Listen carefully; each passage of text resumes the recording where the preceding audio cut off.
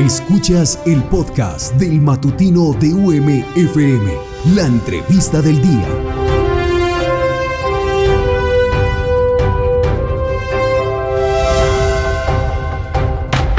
Noticias en el matutino de UM-FM.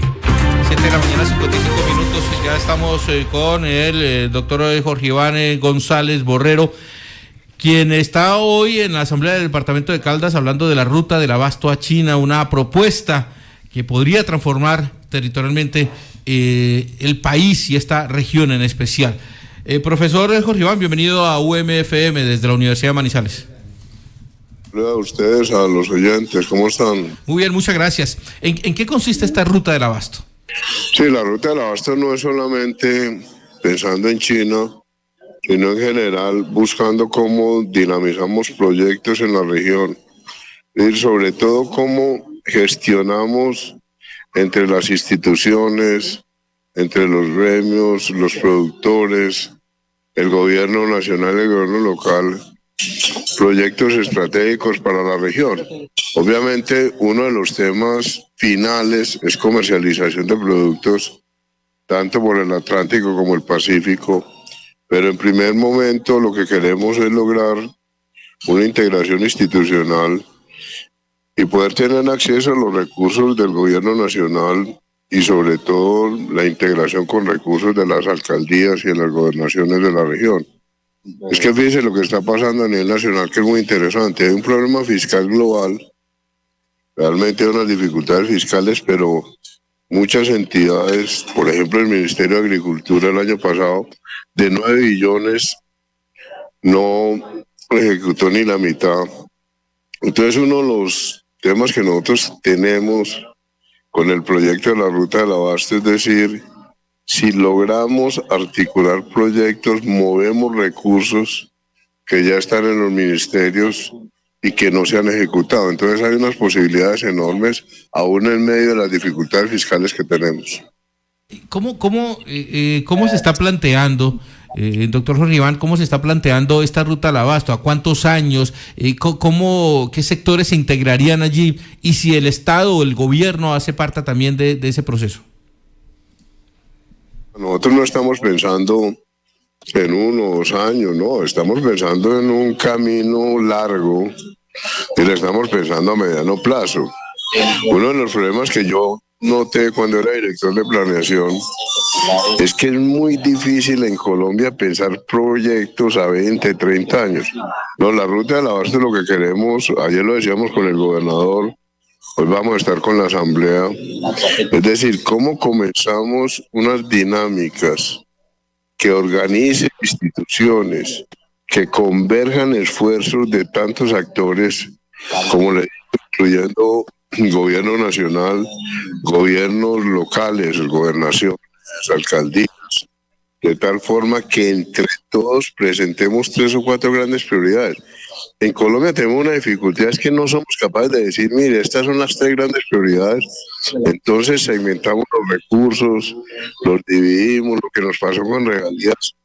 Yo siempre dije, es como una piñata.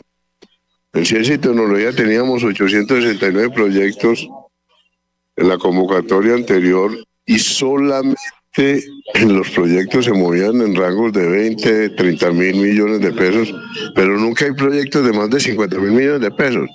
Es absurdo que no tengamos capacidad de elaborar grandes proyectos y lo que queremos con la ruta del abasto es juntar a todas las universidades. Usted imagina a todas las universidades del eje cafetero juntas presentando 3 o 4 proyectos articulados, proyectos grandes. Entonces, esa es sin afán. Aquí no hay afán, no queremos.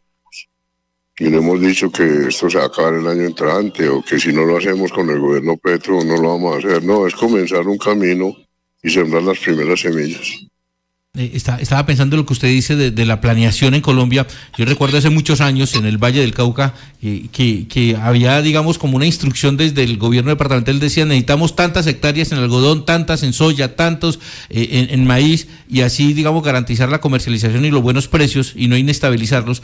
¿Qué es lo que pasa ahora? Que si hoy no hay un producto, todo el mundo siembra el producto para que cuando haya cosecha, pues todo el mundo está cosechando lo mismo y el precio se cae. Esa falta de planeación condición histórica en muchas regiones del país puede tal vez resolverse con una estrategia como esta que están planteando? Esa es la idea, tener un proyecto de largo plazo. Es que fíjense lo curioso. Nosotros hicimos el plan de desarrollo y uno esperaría que los planes de desarrollo de las gobernaciones y de las alcaldías fueran compatibles con el plan de desarrollo nacional. Mire el plan de desarrollo de Bogotá. Yo no conozco en detalle otros planes de desarrollo recientes, pero el plan de desarrollo de Bogotá, por ejemplo, no toca los temas de ordenamiento del territorio y el agua, que es el eje del plan de desarrollo nacional. Entonces el país no ha logrado coordinar. En La Guajira, por ejemplo, el proyecto de La Guajira, para que La Guajira resuelva todos los problemas que tiene el agua, es un proyecto a 20 años. Pero ninguno de nuestros presidentes es capaz de decir La Guajira solamente se transforma en un periodo de 20 años. Los presidentes anteriores llevaban bombas que se dañaban a los 6 meses. Este gobierno empezó a llevar carrotanques que ni siquiera tenían la capacidad de llegar a alguna ranchería. Entonces no hemos tenido nunca una visión de largo plazo. Colombia ha fracasado en la planeación por una razón muy sencilla. Regiones súper ricas tienen poblaciones pobrísimas. Ahora, ¿cuál es la ventaja que tenemos aquí en el eje cafetero? Todos los productores de cítricos, productores de plátano, productores de aguacate, han dicho el problema de nosotros no es demanda. Nosotros estamos colocando los productos afuera, la demanda es casi infinita, si consolidamos lo de China, pues toda la producción que saquemos la vamos a vender. Entonces creo que tenemos unas posibilidades enormes para avanzar en esa dirección, pero lo que usted dice, en Colombia no hemos tenido planeación de largo plazo, por eso es increíble que tengamos 33% de pobres todavía.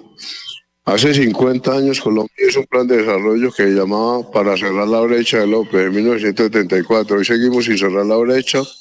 Mientras tanto, China sacó de la pobreza 600 millones de personas. Entonces es un reto enorme. Se suma a esto el tema de la seguridad alimentaria, ¿no? Que está en riesgo si continuamos como vamos. Mire, en la bonanza nosotros tuvimos bonanza de petróleo y de minerales durante el gobierno Santos. Cuando empezó la bonanza estábamos importando 1 millón de toneladas de alimentos. Y acabamos la bonanza importando 11 millones de toneladas de alimentos. Hoy estamos importando entre 10 y 11 millones de toneladas de alimentos. Eso es absurdo para un país como Colombia. Miren la región cafetera. Gran parte, la mitad de las fincas cafeteras son de pequeños productores. El 33% de los productores cafeteros no alcanza a tener los ingresos suficientes para tener una vida ahí ni necesitan subsidios de familia en acción. Entonces, si solamente en café necesitamos hacer una reestructuración para que las familias vivan realmente bien, imagínense en otros sectores, y ha sido un error enorme el manejo que hicimos de la bonanza y terminamos importando 11 millones de toneladas de alimentos, que no tiene ningún sentido para un país como Colombia. Entonces es pensando en todo eso que decimos, si alguna región tiene potencialidades, es esta región del eje cafetero, y entonces estimulémosla, coordinémosla. Las universidades de aquí ya hablan bastante a través de la Alianza Suma. Entonces que los estudios de las universidades efectivamente llegan a los productores. Muchos estudios de las universidades se quedan en revistas especializadas, pero no hemos encontrado el puente para que esos estudios se conviertan en actividad productiva y en mayor eficiencia. Profesor Iván, ¿cómo hacer para que estas políticas no sean de momento, de gobierno, sino de Estado? Ese es el reto. Nosotros confiamos en que si planteamos unos buenos proyectos y sobre todo si se convencen los gremios, las universidades y los gobiernos siguientes, pues yo creo que es la única posibilidad, porque nosotros no tenemos ningún mecanismo institucional en Colombia para fijar proyectos de largo plazo. El único camino que tenemos han sido las vigencias futuras. Ahora, en el plan de desarrollo incluimos un mecanismo muy potente que es el presupuesto por programa. El presupuesto por programa permitiría amarrar proyectos más allá de un gobierno. El presupuesto por programa no se le ha parado suficientes bolas, quedó en un artículo del plan de desarrollo, Pero el presupuesto por programa le dice a usted, por ejemplo, vamos a lograr que ninguna familia cafetera tenga dificultades de ingresos. Y entonces eso es un programa.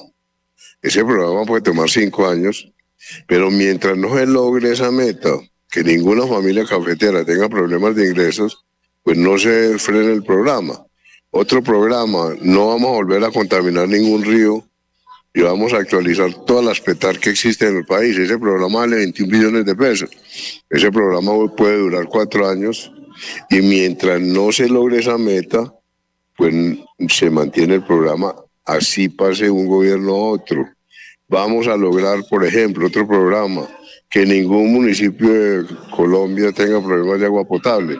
Eso se puede demorar otros 5 o 6 años. Mientras tanto, entonces todos los gobiernos lo mantienen. En el caso de La Guajira, vamos a lograr arborizar y hacer la transformación de ordenamiento territorial en La Guajira. Nosotros, hablando con unos técnicos israelíes cuando estábamos en planeación, pues nos decían, el problema de La Guajira es un problema de 20 años. Ese es un programa. Ahora, durante 20 años, pues esperemos a que se logre eso. Entonces usted obtiene recursos de regalías del Sistema Nacional de Participaciones, del presupuesto general y de los territorios, y confluye recursos, eliminan las anualidades. Entonces la discusión no es cada año. Si yo no he terminado el programa en un año, pues sigo en el año siguiente. Pero ahora el presupuesto lo hacemos por anualidades y eso es una locura.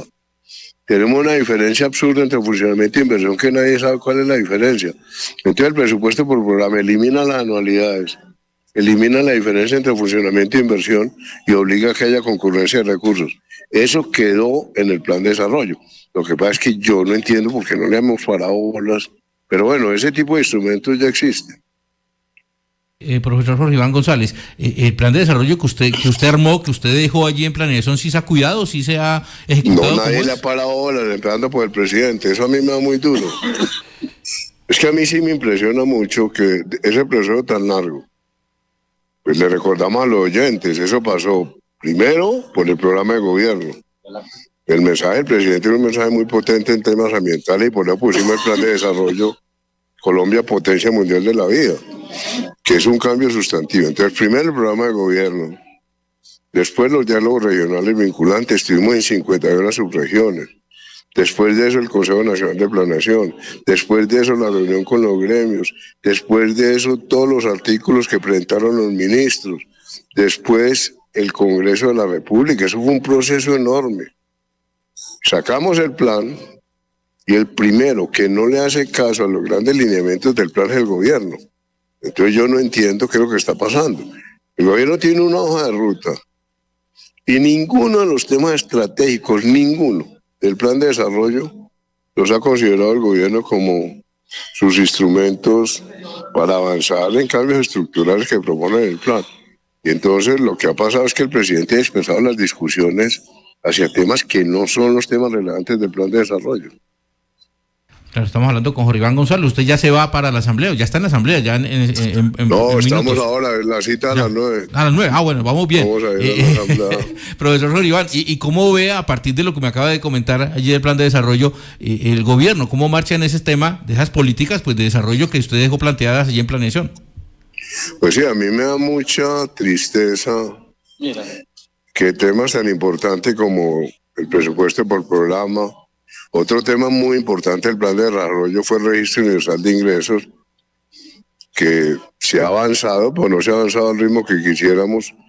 La idea es que tengamos la información del ingreso de todos los hogares, de tal manera que los hogares con mayor ingreso paguen impuestos y los hogares con menor ingreso reciban subsidios. Eso nos permite acabar con la estratificación. Yo siempre dije, la estratificación como está hoy es absurda.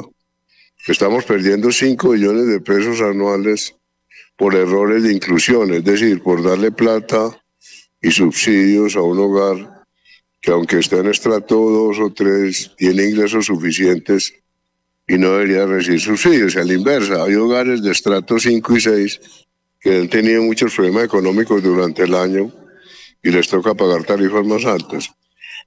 Entonces el registro universal de ingresos eliminaría el estrato, eliminaría instrumentos como el SISBEN, eliminaría los formatos de familia en acción Ese es otro instrumento potentísimo del plan de desarrollo, que tampoco se le ha parado bolas. Otro instrumento importantísimo del plan de desarrollo es el catastro multipropósito, que es la modernización del sector agropecuario. El tercer capítulo del plan de desarrollo es poner en blanco y negro los acuerdos de La Habana, y el primer punto del acuerdo de La Habana es el catastro multipropósito. En el plan de desarrollo dijimos tenemos que avanzar hasta el 70% de los municipios, 660 municipios, y el IGAS va muy lento porque eso es un tema muy complejo. Vamos en el 27-28%, pero la meta es el 70%. La reforma fundamental, la modernización del sector agropecuario de Colombia, es el catastro multipropósito. Profesor, tenemos una estructura agropecuaria que es absolutamente inequitativa. El 80% de las fincas no están generando los recursos que deberían generar porque son fincas muy pequeñas. Entonces tenemos por un lado mucho microfundio y por otro lado tenemos unas fincas enormes, una concentración de la propiedad de la tierra grandísima. profesor, Pero hay instrumentos, digo, en el plan de desarrollo, si a mí me dicen, obviamente el plan de desarrollo es revolucionario. Sí. Ahora es un plan de desarrollo que requiere tiempo, que no se puede resolver todo en 4 años. sí, profesor González, de acuerdo a lo que usted narra frente a la inacción, ¿qué cree usted que sea responsabilidad o cuánto cree usted que sea responsabilidad por parte de las regiones? No, las regiones, lo que yo viví en mis relaciones con gobernadores y alcaldes es una maravilla. Es decir, yo tengo muy buena relación y yo defiendo al Congreso y defiendo la actitud de gobernadores y alcaldes. Lo que pasa es que usted necesita una coordinación desde el gobierno nacional. Es que el presidente no se puede poner a pelear con los alcaldes. Si el presidente pelea con el alcalde de Bogotá, si pelea con el alcalde de Medellín y pelea con el alcalde de Barranquilla, pues el plan de desarrollo lo ejecutan las regiones. Cuando nosotros dijimos en el plan de desarrollo, por ejemplo, cobertura educativa para llegar a 500.000 cupos nuevos en técnica, tecnológica y universitaria, pues eso se hace en Medellín, se hace en Cali, se hace en Barranquilla, se hace en Manizales, se hace en Pereira. ¿Dónde más se va a hacer? Pero si el gobierno nacional se pone a pelear con los gobiernos locales, pues no se logra la concurrencia de recursos. Los ministerios deberían ser articuladores de los gobiernos locales. Los ministros no están para ejecutar unos recursos del ministerio como si fueran recursos que no tocan las regiones. Pues todos los recursos son regiones, se ejecutan regionalmente. Entonces el reto desde el gobierno es articular. A mí me encantaría que el presidente le estuviera diciendo a los gobernadores, mire gobernadores, tenemos de regalías 30 billones de pesos. ¿Cómo articulamos las regalías con los recursos del gobierno nacional, con los recursos que tienen las ciudades? Nosotros en planeación, y ayer lo mostrábamos con el gobernador y lo va a mostrar en la asamblea, cuando usted suma los recursos de Caldas, de regalías, el sistema nacional de participaciones, lo que tienen las ciudades y lo que tiene el presupuesto general de la nación, pues usted tiene casi 3 billones de pesos en el 2024 para inversión. Entonces el reto es cómo articulamos los recursos, cómo lo que se hace en regalías logramos que esté integrado lo que se hace con la plata del gobierno central. Pero es que tenemos una dispersión brutal de recursos. Entonces yo lo que veo en los gobernadores y en los alcaldes es una buena actitud. Lo que pasa es que usted necesita una instancia nacional, empezando por el presidente que predique y que diga, es absurdo que sigamos descoordinados en el manejo de recursos. Y eso se refleja en la mala ejecución del gobierno nacional, de los ministerios. Claro, es que los ministerios, vuelvo a decir, es que es increíble que el Ministerio de Agricultura 9 billones y no se gastó ni la mitad. Entonces, cuando usted tiene un Ministerio de Agricultura que tuvo el presupuesto que nunca había tenido, porque en eso todos estábamos de acuerdo con el presidente, hay que darle mucha fuerza a la agricultura. Pero claro, cuando usted empieza a ejecutar 9 billones de pesos, es que para ejecutar 9 billones de pesos usted necesita un aparato tecnocrático muy potente para ejecutarlo y sobre todo ejecutarlos bien. Porque si usted empieza a repartir de un millón de pesos por finca, la propuesta para el Catatumbo, que a mí me parece que no tiene sentido. Repartir un millón de pesos por finca, pues eso es dispersar los recursos. En este momento, cuando el país está viendo que no hay transferencias para la alimentación escolar, no están las transferencias para temas de salud, no se cumplen, digamos, los compromisos, que el gobierno realmente está ilíquido o hay allí problemas logísticos para poder ejecutar bien las cosas. No, son las dos cosas. Fíjense que yo utilicé el término paradoja, es decir, hay unas limitaciones del gobierno desde el punto de vista fiscal global. La mayor limitación que tiene este gobierno es un servicio de la deuda sin precedentes. Para quienes nos oyen, pues 121 billones de pesos, pueden decir, bueno, no sé qué es esa cifra, pero mire, solamente en intereses. El servicio de la deuda incluye intereses y pago a capital. Solamente en intereses son 85 billones. Para que los oyentes entiendan que son 85 billones.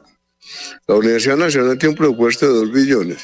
Le estamos hablando de 40 universidades nacionales que usted está pagando solamente en intereses de deuda.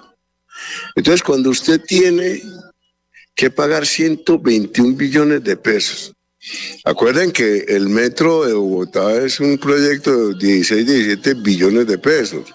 Arreglar todas las petar del país vale 21 billones de pesos. Cuando usted tiene que pagar de deuda 121 billones de pesos, pues eso es absolutamente loco, eso nunca lo habíamos vivido. Entonces es un compromiso fiscal muy complicado, que el gobierno, y en eso el gobierno ha sido bastante juicioso, ha pagado la deuda. Entonces usted tiene ese problema, tiene un problema de recaudo y de liquidez, y tiene además unas entidades que no están gastando lo que se les ha asignado. Entonces todo eso se combina y muestra que la administración del Estado está desordenada y que hay que pensar bien, primero, cómo se ejecuta lo que se tiene. Segundo, obviamente, cómo se manejan las dificultades de recaudo. El Ministerio de Hacienda tiene razón, hay problemas de tesorería y de caja, pero también hay unos problemas de ineficiencia en el manejo del gasto. La gente habla mucho de la corrupción, y la corrupción es un problema. Pero el principal problema del país no es la corrupción, el principal problema es el pésimo manejo que estamos haciendo de los recursos. Profesor, entonces uno podría decir que este gobierno en términos de la deuda ha sido juicioso. Este gobierno ha sido súper juicioso. Es que fíjense lo que recibió este gobierno. Recibió unos créditos de corto plazo que contrató Duque y tenía que contratarlos por la pandemia. Unos créditos que había que pagar en 3, 4 años, primero. Segundo, este gobierno recibió la llamada opción tarifaria, que entonces no se aumentaron las tarifas de servicios públicos y quedó esa deuda. Este gobierno recibió además todos los líos de no aumento del precio de la gasolina y del diésel. Y uno entiende que en pandemia usted no puede aumentar el precio de la gasolina y del diésel, y que usted tampoco puede aumentar las tarifas de servicios públicos. Y este gobierno recibió todo el lío de concesiones. Es decir, muchos de los contratos de concesiones tienen una salvaguarda, y es que cuando no pasan carros por los peajes, ese déficit lo paga el gobierno. Entonces, como durante la pandemia no pasaron carros por los peajes, entonces se creó ese déficit. Entonces, si usted suma los cuatro son créditos de corto plazo que se contrataron para traer vacunas. Segundo, el tema de que no se aumentaron las tarifas de servicios públicos. Tercero, el asunto que tiene que ver con no aumento de la gasolina y del diésel. Y cuarto, el tema de los peajes. Pues este gobierno recibió un paquete grande que nosotros llamamos la pandemia fiscal. Yo siempre dije, en planeación la pandemia no se ha acabado. Estamos todavía en la pandemia fiscal. Estamos hablando con el profesor Jorge Iván González, exdirector de Planeación Nacional. Este tema, me están preguntando aquí los oyentes, usted que es profesor universitario, es profesor de la Universidad de Manizales también, es tema ICETEX. ¿Eso tiene solución, tiene salida, que preocupa tanto a los estudiantes? Claro, yo creo que el tema de ICETEX es un tema viejo. Evidentemente hay un problema de caja en estos momentos, pero a mí me parece que las universidades privadas hay que estimularlas Es que fíjese que frente a esto el gobierno tiene una posición con las unidades privadas que yo nunca he estado de acuerdo. Yo siempre he dicho, si queremos 500.000 cupos nuevos, tenemos que darle plata a las privadas. La Universidad de Manizales, las universidades autónomas, todas las universidades privadas, los Andes, Externado, necesitan recursos del gobierno. Pero la posición del gobierno y la posición del ministro de Educación es que la plata es para las universidades públicas. Yo creo que es mucho más eficiente darle la plata a una universidad privada que a algunas universidades públicas, que son bastante burocráticas, algunas de ellas. Entonces yo estoy de acuerdo con lo que se llama subsidios a la demanda, es decir, las universidades privadas tienen unos excedentes de capacidad instalada.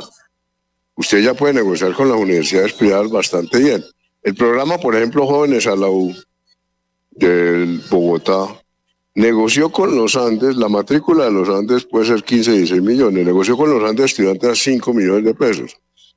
El programa anterior, que era Jóvenes a la U, le pagaba a los Andes 15, 16, 17 millones, lo que los Andes le cobraran. Ahora se negoció con los Andes unas matrículas, digamos, costo marginal. Si usted tiene ese estudiante y le ponen otro más como profesor, pues el costo es marginal. Entonces se negoció costo marginal. Yo creo que eso es absolutamente necesario. Mire, la Universidad de los Andes no hace investigación básica. Ninguna universidad privada en Colombia hace investigación básica, porque no tiene recursos del Estado. Es que usted no puede hacer investigación básica sin recursos del Estado. Entonces yo creo que el gobierno ha tenido una actitud frente a las privadas que yo no comparto. Hay que estimular a la universidad privada. Y lo ICETEX afecta sobre todo a las privadas. Profe Jorge Iván, ¿usted cómo ve el futuro de estas reformas, hombre, que están allí tan enredadas en el Congreso? Pues ya se enredaron ayer, ¿no? Ya se enredó no le ve futuro. La laboral ya se enredó. La de salud ya se enredó, pero es que yo creo que la de salud, a mí me da mucho... La de salud se presentó antes del plan de desarrollo, es que la de salud ya es un viacrucis doloroso. La de salud yo me acuerdo que se presentó antes del plan de desarrollo. El plan de desarrollo lo sacamos en 4 meses, 5 meses. La de salud sigue empantanada, yo creo que ya se empantanó del todo. La laboral pues ya se hundió.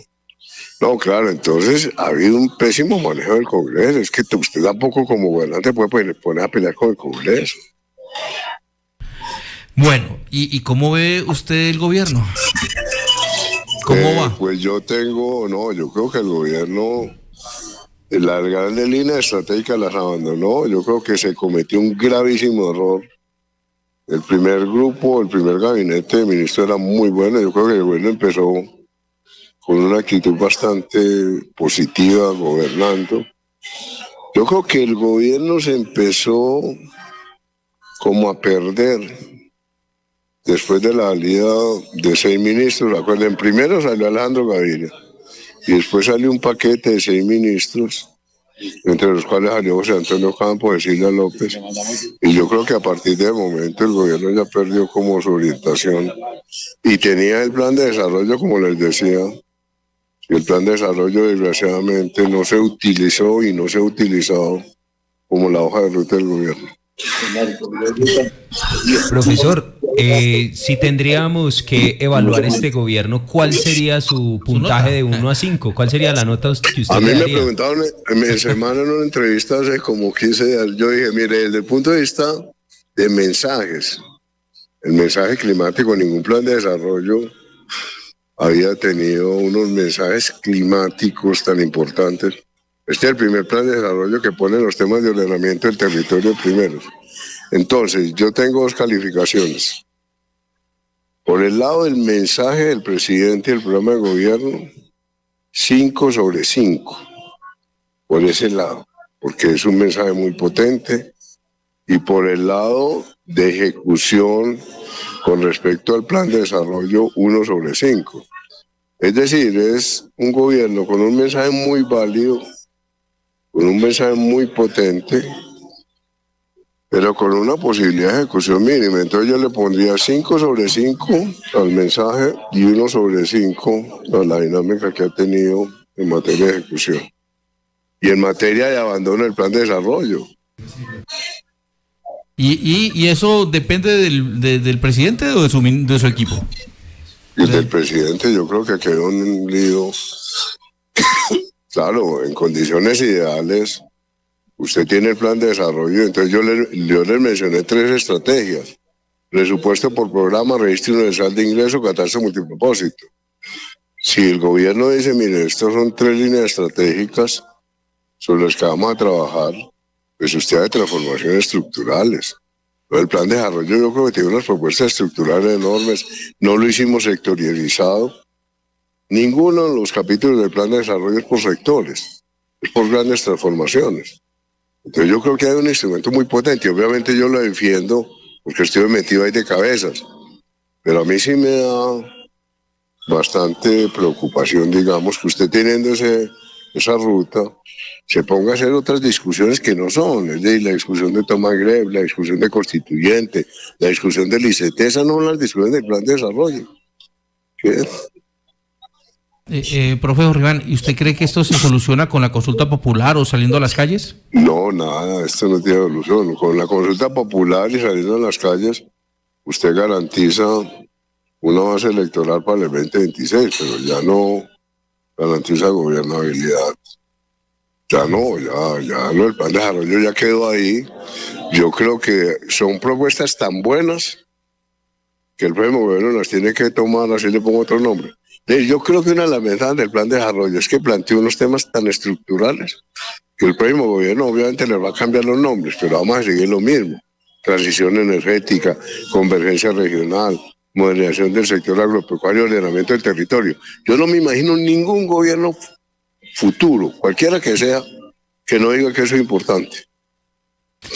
Profe Jorge Iván González, ¿usted lamenta haber estado en el gobierno o haber salido del gobierno? No, yo lamento mucho, yo lamento haberme salido. No, pues digamos, no, pues que con todos los desórdenes de ahora, yo estoy feliz de no estar, digo, después de ver todos esos desórdenes. Pero a mí sí me dio muy duro cuando salí de planeación.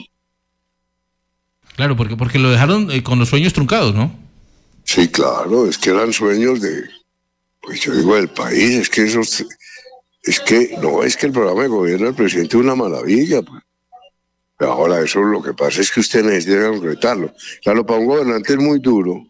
Cuando usted está diciendo Colombia potencia mundial de la vida y le dice planeación nacional, sí, presidente, pero empecemos por catastro multipropósito, pues eso es un choque brutal para un presidente. Alejandro Gaviria tiene una frase que a mí me gusta en la implosión controlada. Alejandro dice, el candidato ganador tiene que aceptar la tragedia de ser presidente. El candidato ganador tiene que aceptar una tragedia, que es la tragedia de ser gobernante. Y Petro no aceptó la tragedia de ser gobernante, porque eso es trágico, porque usted no puede hacer el 1% de lo que dijo, o el 10% de lo que dijo, eso es trágico, pero todos los gobernantes. Porque usted tiene que aceptar esa tragedia. Profesor, hay algo que uno se cuestiona y es por qué es tan difícil pasar de la palabra a la acción, al verbo. Mire, ese es un tema de la humanidad. Yo cité alguna vez un texto de Habermas. Habermas escribió un texto que se llama Validez, Facticidad y Validez. Es un libro de Habermas, el filósofo. ¿Qué es lo que dice Habermas? Todas las sociedades, la sociedad alemana, la sociedad belga, la sociedad francesa, proponen unos ideales intrínsecamente válidos. Fíjense, de la Revolución Francesa, libertad, igualdad y fraternidad, pues eso es una maravilla. O aquello del gobierno del pueblo, por el pueblo y para el pueblo, son maravillas. Pues son maravillas platónicas, digamos. Cuando usted dice en una ley, voy a aumentar la cobertura, pero también voy a garantizar la calidad, pues eso es válido como discurso. Ahora, dice Habermas, usted tiene siempre un problema de facticidad, porque la validez del discurso siempre se encuentra con las dificultades de la práctica. Eso es notorio en todos los gobiernos, en todas las declaraciones constitucionales, pero en este gobierno es mucho más notorio.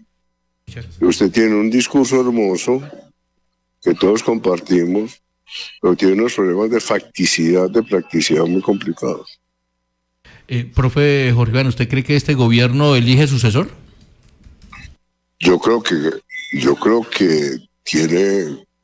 sí creo que cualquiera que sea el candidato tiene que llegar a un acuerdo con con Petro, bueno, uno nunca sabe qué tanto electorado se está perdiendo ahora por el lado del petrismo. Pero yo sí creo que hay siempre una fuerza electoral muy potente. Además, el discurso, yo quiero gobernar, pero no me dejan los técnicos, no me dejan mis ministros, no me deja el Congreso. Ese es un discurso muy potente. Ese es el discurso del presidente. Pues allí está Jorge Iván González, el director del Departamento Administrativo de Planeación Nacional. Muchas gracias por estar con nosotros aquí en UMFM, en la Universidad de Manizales. Bienvenido a la ciudad de nuevo. Por aquí está su casa, esta universidad. Usted ha sido profesor muchos años y pues por aquí nos estaremos viendo. Hasta pronto, muchas gracias. El tema del día en el matutino de UMFM.